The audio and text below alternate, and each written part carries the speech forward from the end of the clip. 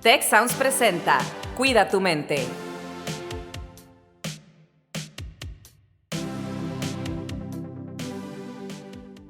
Hola, ¿qué tal? Les doy la más cordial bienvenida a un episodio más de Cuida tu mente, el último de esta temporada del año 2022, en el que estamos cerrando con un episodio que titulamos ¿Qué hacer cuando no concuerdas con el pensamiento de una persona?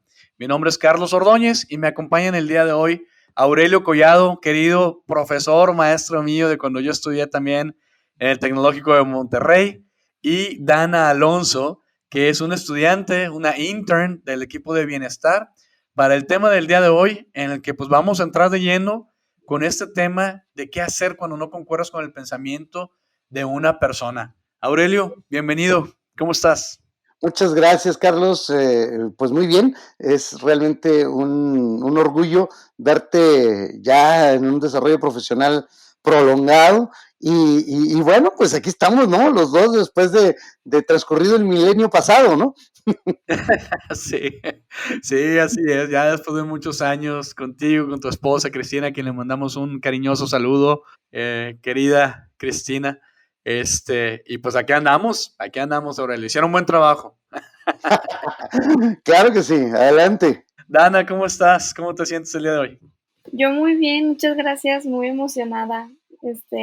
Hace mucho mis amigos están haciendo podcast, entonces yo ya poder hacer algo relacionado se me hace muy padre. Oye, Dana, pues me gustaría empezar contigo, como estudiante, como una joven en tus veintes, ¿no? ¿Qué haces hoy en día cuando no concuerdas con el pensamiento de una persona? ¿Te ha pasado? No, sí, o sea, yo creo que soy de las personas, no es algo bueno, pero aquí somos sinceros. Yo creo que yo no soy una persona muy tolerante, la verdad. Entonces, es algo que yo trabajo mucho. Y cuando no estás de acuerdo con el pensamiento de una persona, mis pasos es primero como ponte en los zapatos del otro. O sea, ¿por qué está actuando de esta manera? ¿Cuál es su contexto? ¿Cuáles son sus valores? Porque luego como que así te solidarizas con tu compañero, con tu prójimo, y Ujú. entiendes el porqué de sus acciones. Entonces, ya cuando tienes toda esta información, pues ya tienes un poco más de tolerancia hacia sus acciones o pensamientos diferentes a los tuyos. No sé si concuerden o tengan algo así parecido. A ver, acá, profe, ¿cómo ves? Creo que Dana ha apuntado y ha subrayado un par de cosas. La primera es este reconocimiento que se me hace muy valioso y muy natural de alguien que dice, oye, pues, ¿qué pasa cuando no nos entendemos, ¿no? Cuando no somos capaces de estar de acuerdo. Y creo que en ese primer elemento, yo lo que quisiera como jalar de ahí es el hecho de que se nos ha educado por alguna razón que yo creo atribuible a un fenómeno histórico, a pensar que el acuerdo, es decir, el estar de acuerdo, es el estado óptimo de las cosas. ¿Sí? De las cosas, hablando en términos sociales y en términos personales. O sea, lo más adecuado es vivir en el acuerdo, es estar de acuerdo, es evitar el conflicto, evitar la confrontación. Y eso, desgraciadamente, no es cierto. Es decir, las sociedades modernas, y por moderno entiendo las sociedades emanadas de la modernidad de la que nace la democracia, son sociedades que están en desacuerdo. ¿Sí? Es decir, pero son sociedades que han sido capaces de desarrollar hasta ahorita el único mecanismo que tenemos social para resolver nuestras diferencias, que es la democracia. Entonces, la modernidad se caracteriza por la democracia, de tal suerte que cuando nosotros entramos en esta espiral de no estamos de acuerdo y entonces rechazamos el pensamiento ajeno, lo que estamos haciendo es destruir el tejido social, en pocas palabras. Y luego, el segundo elemento que aborda Dana es el de la empatía. La empatía es una capacidad psicológica humana que tiene que ver con con ser capaces de desarrollar un alter ego, una conciencia distinta a la propia, que nos permite ponernos, comillas, en los zapatos del otro, pero no toda la empatía es igual. Hay empatías de carácter racional, hay empatías de carácter emocional, hay una empatía que también se le llama de resonancia, que produce un entorno como vibrante, por eso se le llama resonante, en donde estamos sintiendo lo mismo que siente el otro. Cuando lo apreciamos, y lo apreciamos por lo que está diciendo o lo apreciamos por cómo lo estamos viendo. Entonces, cuando nosotros somos capaces de hacer eso, es más sencillo, no es automático, pero es mucho más sencillo desarrollar, por otro lado, el acuerdo. Entonces, lo que yo alcanzo a ver hoy día es que privilegiando el acuerdo como una expresión a veces de buenas maneras, de urbanidad, de yo no me voy a poner a pelear aquí en la mesa de Navidad porque vienen las fiestas, y en las fiestas se juntan las familias, y sabemos que en las familias lo que va a pasar es que frecuentemente, y lo reconozcamos o no, pero casi siempre vamos a acabar en alguna bronca, ¿sí? Al final de alguna de ellas. ¿Por qué? Pues porque finalmente es la conversación. Una conversación que tendremos que exponerlo, de hecho tengo un pequeño curso que habla sobre eso, que habla acerca de cómo la conversación evolucionó a lo largo, probablemente, y lo empataría yo con la modernidad, es decir, del siglo XVIII para acá, hacia terrenos que no somos capaces en este momento de concebir porque los estamos viviendo. Hoy la conversación se produce primero entre masas. Voy a usar un término anacrónicamente, el término masa, una masa mucho más educada, una masa mucho más interconectada, y una masa que ha desarrollado la capacidad de opinar. Y entonces tenemos la tecnología para que todos podamos opinar. El periodismo anterior al 2004, sí, pues tenía, y quienes somos periodistas o hemos sido periodistas, lo sabemos, quien tiene el micrófono tiene el poder, quien tiene el periódico, el satélite, la cámara, etcétera. Pero hoy todos lo tenemos, todos tenemos una cámara, todos tenemos un micrófono, todos tenemos la capacidad de participar de la conversación. Y entonces el problema de no estar de acuerdo ya no se reduce a la mesa de la familia, ya no se reduce a la pequeña comunidad, sino que se amplía al terreno amplio, social, yo diría prácticamente al globo, ¿no? Y bueno. Sí, ahora con el internet, ¿no? Ya es una cuestión global. Pero también en esto me quedo pensando en estas cosas que nos compartieron. Y por ejemplo, Dana nos decía, ¿no? Que ella no se considera una persona muy tolerante.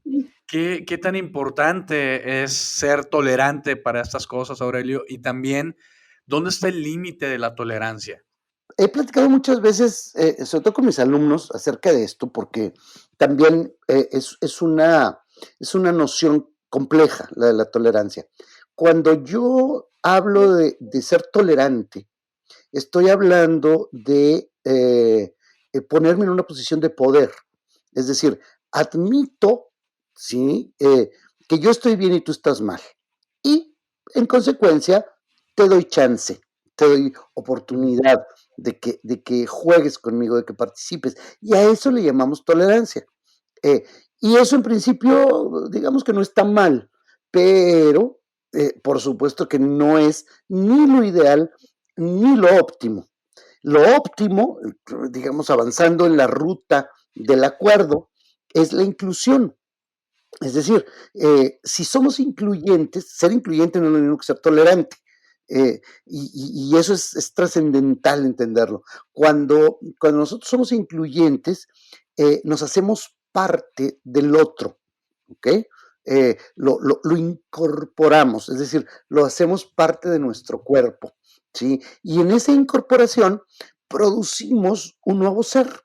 Ese nuevo ser, y también históricamente avanzado, puede ser la pareja, ¿sí?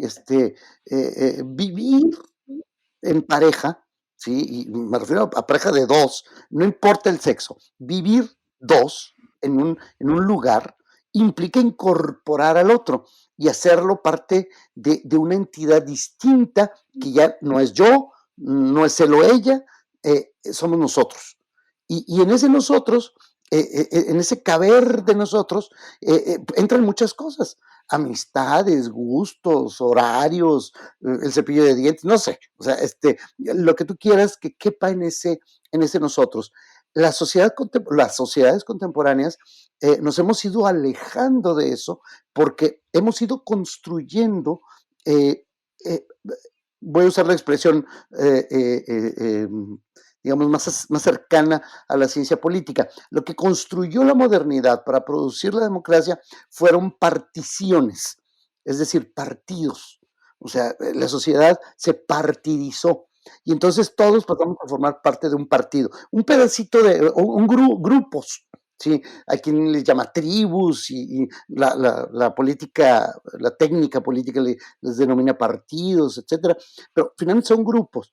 Esos grupos no son incluyentes, por un lado. Por el otro, nuestras identidades se desarrollaron a partir, en la modernidad, de la construcción de estados nacionales. Y los estados nacionales son, por definición, excluyentes. Entonces, la exclusión, que es decir, yo soy mexicano y por lo tanto no tengo nada que ver con los guatemaltecos. Somos bien diferentes. O sea, yo tengo cuernos y 3 ojos y ellos nada más tienen 2 y no tienen cuernos. O sea, no es cierto.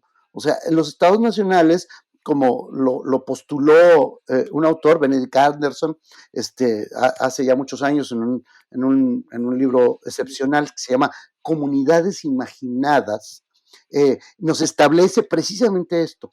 Nosotros creemos que esas comunidades que son los partidos, que son los estados nacionales, que son los equipos de fútbol. O sea, observemos a los equipos de fútbol que son el último reducto de los estados nacionales, ¿sí? Y en lo social, pues en Monterrey somos o Tigres o Rayados. No hay puntos intermedios.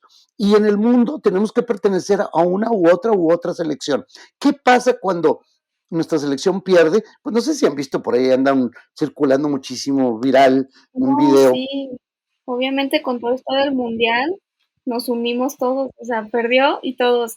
Falló Falló el Memo país. Ochoa y todos, no, tú estás mal, pero sí la para y todos, sí, tú estás bien, o sea, ahí nos vamos balanceando. La cuestión es que ni los estados nacionales, ni los partidos, ni los equipos son reales, son producto de nuestra imaginación y de la adscripción que nos queremos hacer. Es decir, ¿por qué escoge la gente un equipo u otro de fútbol? Por la misma razón que aleatoriamente nacimos o mexicanos o peruanos o chilenos o franceses ¿por qué? Pues porque nos tocó nacer aquí, o sea, nadie pidió su nacionalidad. Hoy ya podemos, ojo, porque ya hay mucha gente que dice, ¿sabes qué? Yo aquí ya, bye, ¿sí? Y entonces la gente emigra. Y a ese fenómeno lo conocemos como migraciones, pero luego tendríamos que hablar mucho. Entonces ya me callo porque si no hay que agarro por mi cuenta la parranda. Dana, ¿tú cómo la ves? Bueno, es que la verdad yo creo que todo esto o sea, llegamos a tener democracia porque somos tolerantes con las opiniones de los demás. O sea, esto a lo mejor suena raro, pero la verdad es que convivimos todos cuando aceptamos que el de al lado no tiene la verdad absoluta y tú mismo no tienes la verdad absoluta y puede haber miles de puntos de vista, pero ahí es cuando o sea, en una introspección, tienes que decir, oye, pues yo también tengo que ser tolerante con el de al lado y saber que él también tiene sus puntos de vista, tiene sus valores, tiene sus ideales y yo tengo que respetar eso, aunque no va afine con lo que yo creo, o sea, se debe de respetar lo que el otro cree. Todo esto en el marco de que no esté violando pues ningún derecho humano, literal. Esa es como mi pauta, de que ya cuando se empiezan a violar los derechos humanos, tipo la xenofobia, con todo lo del feminismo, ahí sí digo, no, aquí no hay posturas, aquí sí solo hay una parte buena, porque al final de cuentas uno siempre va a pensar que está bien. O sea, Hitler, él pensaba que estaba bien. Él decía, pues yo voy a matar a todos los judíos y yo sé que eso está bien, eso le va a traer bienestar a todos. Pero él en su mente y todos los que lo apoyaban, decían, está bien. Pero en ese punto donde empiezas a violar los derechos, es cuando yo digo que ahí no tenemos que ser nada tolerantes. Oye, es bien interesante. Sí, sí, fíjense, en el caso de los derechos humanos, esto lo vuelvo a remitir a mi contexto teórico. La modernidad inventa los derechos humanos. No se nos olvide que ahorita estamos viviendo un mundial, y ese mundial se produce en un país que se llama Qatar, y ese país que se llama Ujú. Qatar es producto de una cultura totalmente distinta, aunque en el origen no tanto, pero en su proceso evolutivo sí, de lo que nosotros hemos construido en Occidente a partir del judaísmo y el cristianismo. Eh, Ellos, desde el Islam, han desarrollado su propia historia y para ellos los derechos humanos, como nosotros los entendemos, no existen. Por lo tanto, es posible hacer lo que ocurrió, por ejemplo, en el caso de Irán, de golpear hasta la muerte a una pobre chica, porque no trae bien puesto el velo, ¿no? Que las mujeres deben portar en lugares públicos, de acuerdo a esa interpretación de su propio contexto histórico religioso. Ahora bien, ¿qué ocurre en el mundo contemporáneo? Pues que resulta muy difícil empatar sin eh, la concepción del mundo que nosotros en lo personal o socialmente tenemos con las otras. Es decir, el problema viene cuando se trata justamente de lo que decía hace un rato, de la incorporación. Y este mundial está siendo un reto porque nos da la posibilidad de observar en la práctica qué pasa cuando vamos, en este caso los occidentales, a meternos a un contexto musulmán que tiene otros, comillas, lo voy a poner, valores. Una cosa que yo subrayo mucho también y que de repente me ha traído muchas broncas, es que ahorita que lo mencionabas, Dana, hablabas de Hitler, ¿no? Eh, Sí, el, es muy frecuente escuchar en nuestro entorno que se habla de los valores. Y cuando a mí alguien, cualquiera, me dice, no, es que los valores, yo levanto mi manita y digo, a ver, nada más platíqueme usted cuáles valores, porque Ujú. el don Adolfo Hitler tenía muchos valores. sí, Este, es obvio. decir, los valores en abstracto no existen, existen valores en concreto y en específico. De tal suerte que si usted me dice cuáles son sus valores, yo estaré o no de acuerdo con ellos, pero ya sé cuáles son. No hay valores universales. Y aquí estoy poniendo el grito en el cielo porque habrá mucha gente que difiera de lo que yo estoy diciendo. Pero bueno, yo a las pruebas me remito porque pues casualmente el mundo occidental, cristiano, judeocristiano, no es ni de lejos mayoritario sobre los 8,000 millones de habitantes que somos en el planeta Tierra.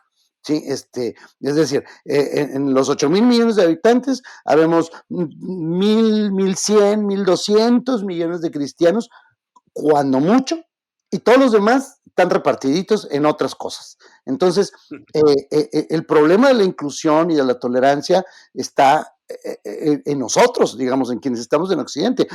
Y ahí viene el reto de ver, oye, ¿qué hacemos con las mujeres en el Islam? Porque cuando escuchamos nosotros lo que hacen en el Islam con las mujeres, en el mundo occidental ponemos el grito en el cielo y decimos, oye, pues no, los derechos humanos, sino más que ellos no reconocen los derechos humanos. Es decir, la Y lógica de los justo, derechos humanos, ¿no? justo ahí esto me hace pensar en la parte, o sea, estamos hablando de una cultura de inclusión, pues el lado opuesto es obviamente la exclusión, ¿no? O la cancelación de la otra persona, o la indiferencia también hacia la otra persona. Entonces se crea también una cultura de cancelación. De hecho, también hay estudios que muestran estadísticas muy claras sobre cómo las mujeres, y eso es en el mundo occidental también, no solo en el mundo del Islam, sus opiniones son minimizadas más que la de los hombres, son escuchadas menos, hablan menos, se les da menos tiempo, se les toma menos en consideración. Entonces también hay una batalla ahí de cancelación, ¿no? Que si bien tal vez no está al extremo de otras culturas, pues sí es algo que lastima, ¿no? Y no sé, o sea, como estudiante, Dana, no sé si lo has No, vivido, si te ha sí. tocado, ¿no? O afuera, con familia, con otras personas, o en otras culturas también. Bueno, es que, ¿sabes qué?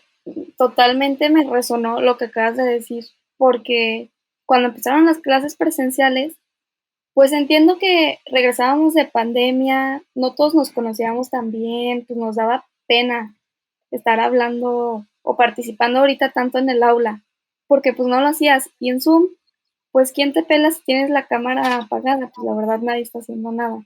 Entonces, cuando regresamos a clases presenciales, o sea, como que un día el profe paró la clase y dijo, a ver, basta, este, ¿por qué ahorita están participando más los hombres que las mujeres? Y éramos más niñas en el salón, la verdad.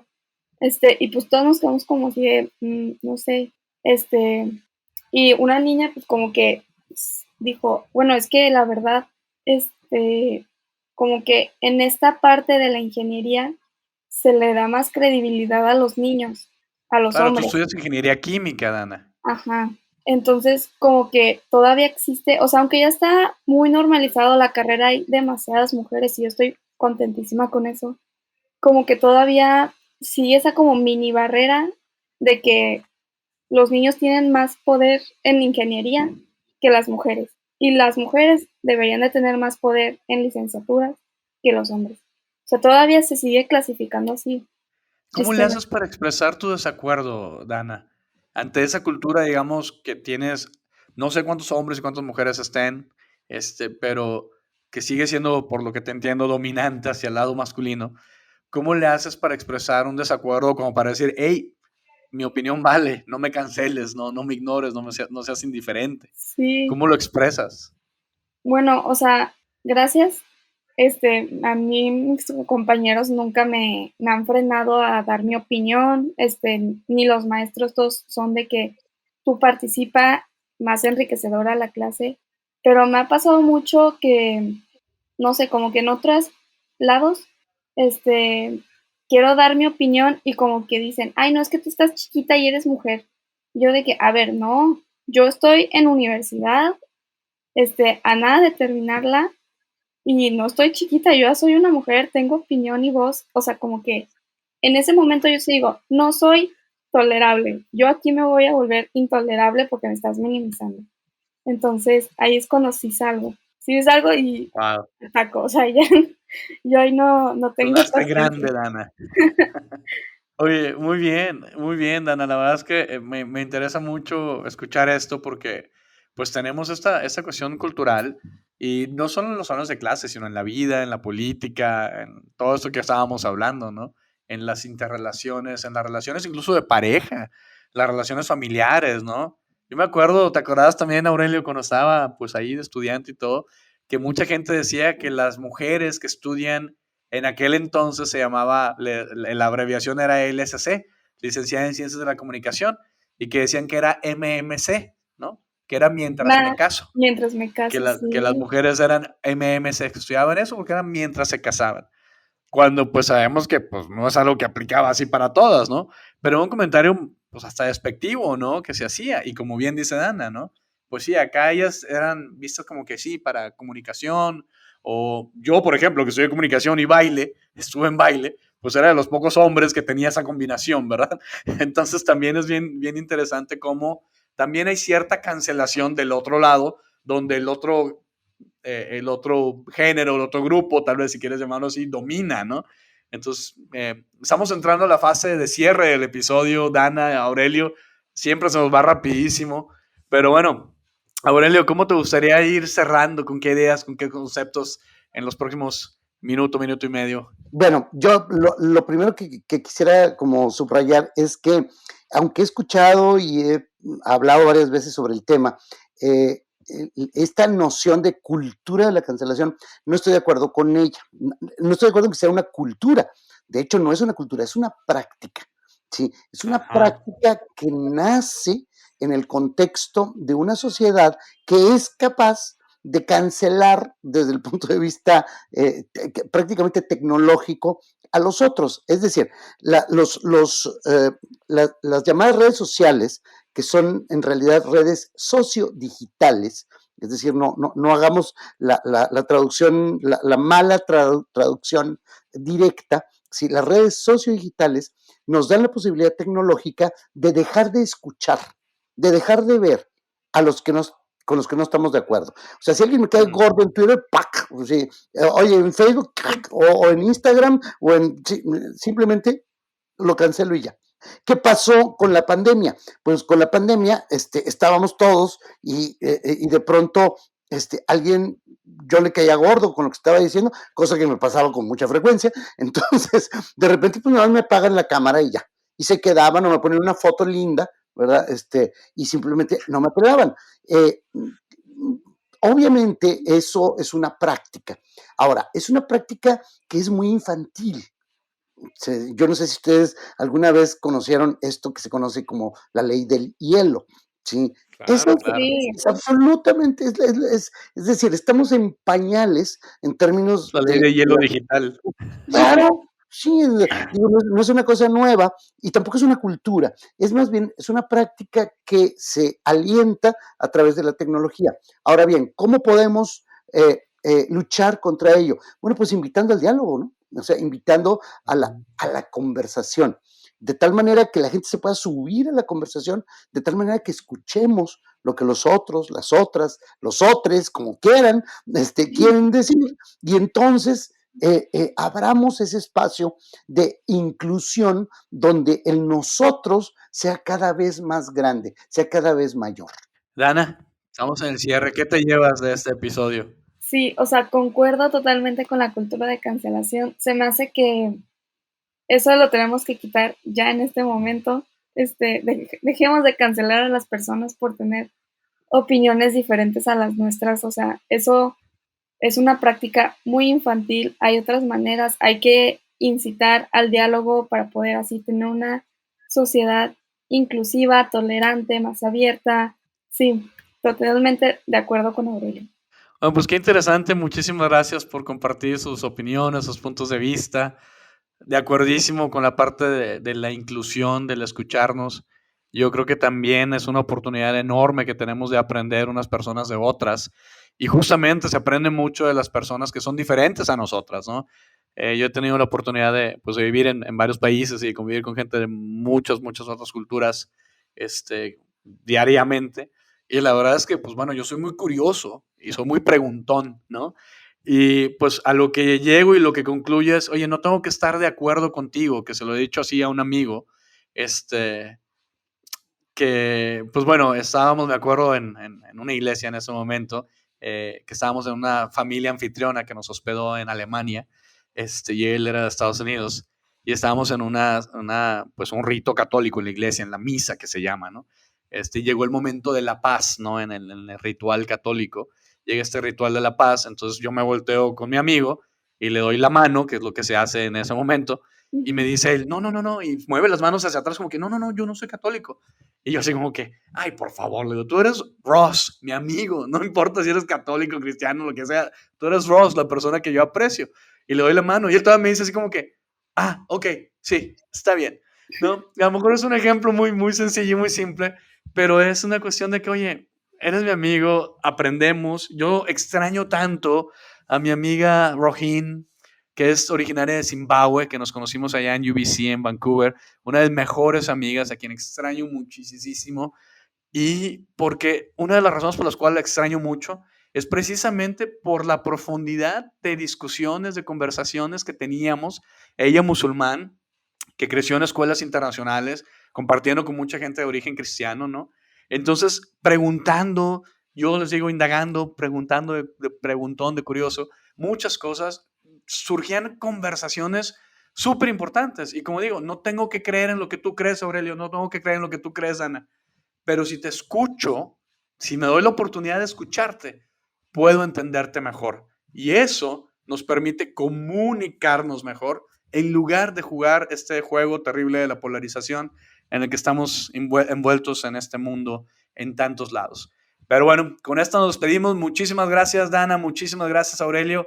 Carlos, pues estamos al final del año y en esta temporada es una temporada que muchas personas hacen receso, que salen a vacaciones, reuniones familiares, una temporada a veces de mucho estrés. Y también aquí, al ser parte de una universidad, pues vamos a tomar un pequeño receso, termina un periodo académico y empieza otro. Así es, Rosalinda, y pues bueno, yo con mucho agradecimiento termino esta temporada y este año.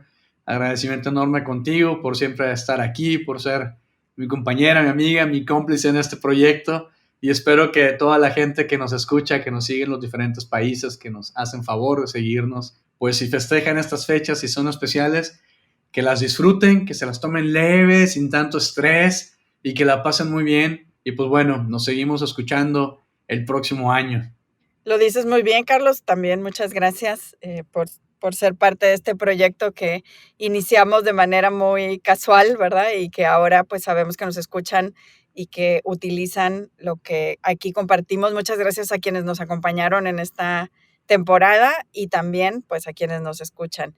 Yo cerraría diciendo agradecimiento por lo que hemos vivido hasta ahora, esperanza para el año próximo y sobre todo autocuidado en estas fechas, cuidar un poco de nosotros, que ya hay varios episodios sobre eso. Los invitamos a repasar los episodios también que tenemos por ahí y pues muy felices fiestas, Carlos. Así es, Rosalinda, y pues bueno, les esperamos el próximo año con la nueva temporada de Cuida tu Mente. Si quieres conocer más sobre cómo cuidar tu salud, te invitamos a escuchar Hola de Salud. La prevención hoy es parte del tratamiento. El podcast en el que nuestros expertos te darán consejos para vivir de manera sana, equilibrada y feliz. Felicidad, ese sería un objetivo último. Escúchalo en Spotify, Apple Podcast y Google Podcast.